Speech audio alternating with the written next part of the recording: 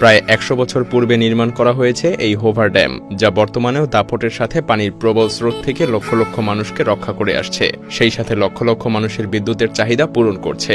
ঝড় বৃষ্টি, জলোচ্ছ্বাস, বন্যা, ভূমিকম্প কোনো কিছুই যেন এই ড্যামকে নাড়াতে পারে না। কি আছে এই ড্যামের মধ্যে? কিভাবেই বা মানব ইতিহাসের অন্যতম একটি স্ট্রাকচার পাহাড়ের মধ্যবর্তী স্থানে এভাবে দাঁড় করানো হয়েছে? তো চলুন দেখে নেওয়া যাক কোন ইঞ্জিনিয়ারিং প্রক্রিয়াতে এবং কিভাবে কত শত চ্যালেঞ্জ মোকাবেলা করে অবিশ্বাস্য এই হোভার ড্যাম নির্মাণ করা হয়েছে। মিস্টার জন স্যাভেজ সার্ভে করার পরে কলোরাডো নদীর পেছনে ব্ল্যাক ক্যানিয়ন পাহাড়ের এই জায়গাটি নির্বাচন করে, কারণ এই জায়গাটি কম প্রস্থ বিশিষ্ট। বেশি প্রস্থ বিশিষ্ট জায়গায় ড্যাম নির্মাণ করতে হলে কনস্ট্রাকশন ম্যাটেরিয়ালস অনেক বেশি ব্যবহার করতে হতো, আর তাই ইঞ্জিনিয়ারেরা পাহাড়ের মধ্যবর্তী এই সরু জায়গাটি বেছে নেয়। এবার চলুন ড্যাম নির্মাণ করা যাক। প্রবল পানির স্রোতের কারণে ড্যাম যাতে এভাবে বেঁকে না যায়, সেজন্য ইঞ্জিনিয়ারেরা আর্চ ড্যাম টেকনোলজি ব্যবহার করে। যখন কোনো ড্যামকে এভাবে অর্ধবৃত্তাকারভাবে তৈরি করা হয়, তখন সেই ড্যামগুলোকে বলে আর্চ ড্যাম, কারণ এই টেকনোলজি দিয়ে তৈরি করা ড্যাম পানির প্রবল স্রোতের কারণে নিজের পরিধি কিছুটা সংকুচিত করতে পারে, প্রয়োজনে প্রসারিতও করতে পারে। পানির প্রবল স্রোতের কারণে ড্যাম এভাবে হেলেও পড়তে পারে, আর তাই তো হোভার ড্যামের নিচের দিকের প্রস্থ কিছুটা বাড়িয়ে দেয়া হয়। উপরের দিকে উঠতে উঠতে সেটা কমতে থাকে। এই পদ্ধতি ড্যামের সেন্টার অফ গ্র্যাভিটি কিছুটা কমিয়ে দেয়, ফলাফল ড্যামের স্টেবিলিটি কয়েক গুণ বেড়ে যায়। এই পদ্ধতির ড্যামগুলোকে বলা হয় গ্র্যাভিটি আর্চ ড্যাম। এর পরবর্তীতে নির্ধারণ করা হয় ড্যামের উচ্চতা।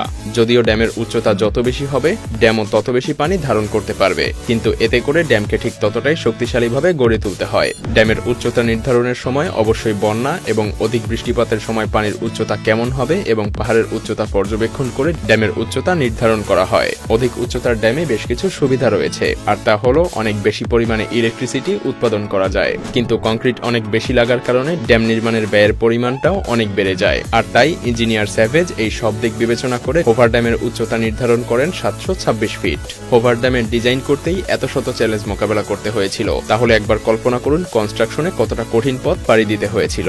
পাহাড়ের মধ্যবর্তী স্থানে ড্যাম নির্মাণ করতে হলে অবশ্যই পাহাড়ের এই উপরিভাগের পাথর অনেক শক্তিশালী হতে হয়, কিন্তু শত শত বছর ধরে পানির স্রোতের কারণে পাহাড়ের এই উপরিভাগের পাথরগুলো হয়ে গিয়েছিল ঝুরঝুরে। তাই কনস্ট্রাকশনের শুরুতেই প্রথম চ্যালেঞ্জ ছিল এই সমস্ত ঝুরঝুরে পাথরগুলোকে সরিয়ে ফেলা, যাতে করে পাহাড়ের সারফেসে শক্তিশালী কঠিন পাথরের আবির্ভাব ঘটে। আর এটা করার জন্য কারিগরেরা জ্যাক হ্যামারের সাহায্যে ড্রিল করে ডিনামাইট রেখে বিস্ফোরণ ঘটায়। ফলাফল উপরিভাগের ঝুরঝুরে পাথরগুলো আলগা হয়ে যায়। এরপর এই সমস্ত ঝুরঝুরে পাথর ট্রাক এবং এক্সকিউভেটরের সাহায্যে সরিয়ে ফেলা হয়। এরপরের চ্যালেঞ্জ হলো ড্যামের দুই পাশকে পাহাড়ের মধ্যে শক্ত করে গেঁথে রীতি অনুসারে। তবে এই কর্মযজ্ঞ শুরু করার আগেই নদীর পানি দুই পাশ দিয়ে প্রবাহিত করা হয়। এতে করে টেম্পোরারি ডাইভারশনাল টানেল তৈরি করা হয়, কংক্রিট হয়। এমনকি এই ব্লকের মধ্যে তাপমাত্রা নিয়ন্ত্রণের জন্য স্টিলের পাইপের মধ্যে ঠান্ডা পানিও প্রবাহিত করা হয়। তবে পরিশেষে এই স্টিলের পাইপের মধ্যে কংক্রিট প্রবেশ করিয়ে পানি বের করে দেয়া হয়। ফলাফল ব্লকগুলো আরো বেশি শক্তিশালী হয়ে ওঠে। এই পদ্ধতি এতটাই কাজে দিয়েছে যে আজ পর্যন্ত হোভার ড্যামে কোনো রকম ক্র্যাকের সৃষ্টি হয়নি।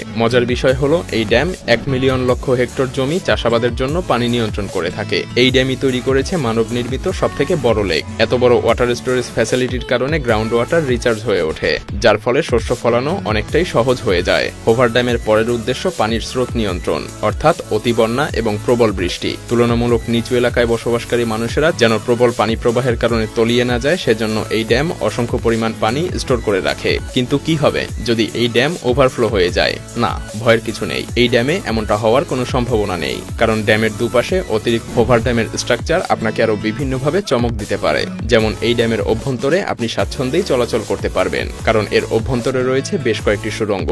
সুড়ঙ্গগুলোর আরো কিছু বৈশিষ্ট্য রয়েছে, আর তা হলো এই বিশাল আকৃতির স্ট্রাকচারের তলদেশে কিছু তরল স্রোত প্রবাহিত হয়, যা ড্যামের স্থিতি অনেকটা নড়বড়ে করে দেয়। আর তাই এই সুড়ঙ্গের মাধ্যমে সমস্ত তরল স্রোত তুলে নিয়ে বাইরে প্রবাহিত করে দেয়া হয়, যা হোভার ড্যামের স্থিতি আরো কয়েক গুণ বাড়িয়ে দেয়। আর এভাবেই তৈরি হয়ে যায় মানব ইতিহাসের অন্যতম একটি ঐতিহাসিক স্ট্রাকচার। ভিডিওটি ভালো লাগলে শেয়ার করতে পারেন, এবং আপনি যদি এমনই রহস্য, রোমাঞ্চ, আনকমন আর ইন্টারেস্টিং ভিডিও দেখতে পছন্দ করে থাকেন, তবে মায়াজাল চ্যানেলটিকে এখনই সাবস্ক্রাইব করুন এবং পাশে রাখা বেল আইকনটি প্রেস করুন। তো দেখা হচ্ছে আগামী এপিসোডে। ততক্ষণ পর্যন্ত ভালো থাকবেন। ধন্যবাদ।